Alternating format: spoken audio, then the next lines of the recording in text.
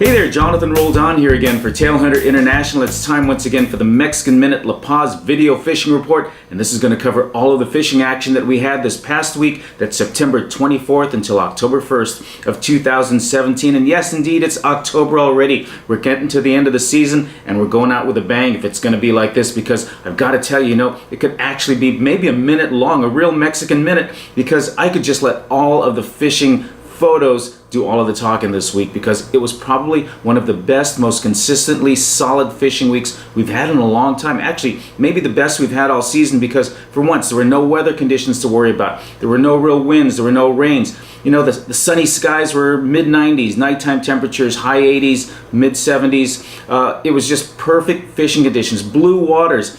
And we had bait, the fish bit, we had tuna, we had dorado, we had big rooster fish, we had marlin. So I could really just let all the photos in the gallery do all the talking this week, and I probably will do that. But just to give you a quick summary, Las Arenas, once again, the tuna bit strong. And the bait are right there. If you're familiar with Muertos Bay, right where the fishing ramp is, that's where all the bait is. So we're able to get the bait. As soon as there's some light, we throw the nets, boom, we scoop it up like we've never seen in several seasons since El Nino hit us. We got the bait, we go right out. Some of the fish are right there in Muertos Bay. There's tuna, there's dorado, there's 60, 70, 80 pound roosters right there because they followed the bait in. Now this line of fish are extending really from about where the lighthouse is over at Las Arenas all the way down to about Boca de Alamo. So there's about a 2-mile stretch of fish, and it's not like we're running 10 or 20, 30 miles out. No, not indeed. Actually, these fish are within 100 yards of the beach, some even closer. The rooster fish are right there up against the rocks. If you see some of these photos, it looks like the Colorado River or Lake Mead or Lake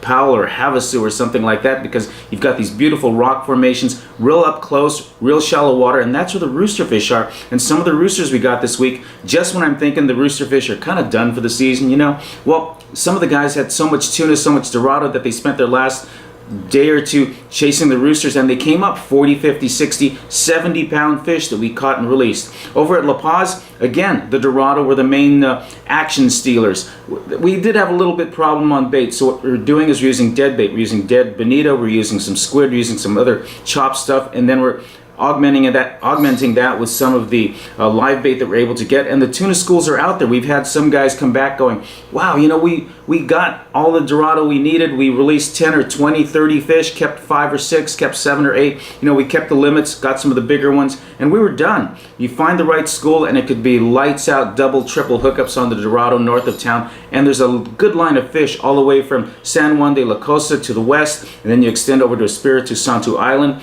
also out to the Charo Bank, where there's also some marlin that are feeding on these dorado schools. And then you go around the corner to the north end of Cerralvo Island and down to Punta Gorda. It's all full of fish. So find the right spot. Maybe some of the spots are full of these little, baby dinky ones. You get through those, and there's the bigger ones on the perimeter, and boom, you're into fish. So again, like I'm saying, one of the most consistently solid fishing weeks we've had all season, maybe in several years. Everybody going home with fish, lots of big smiles.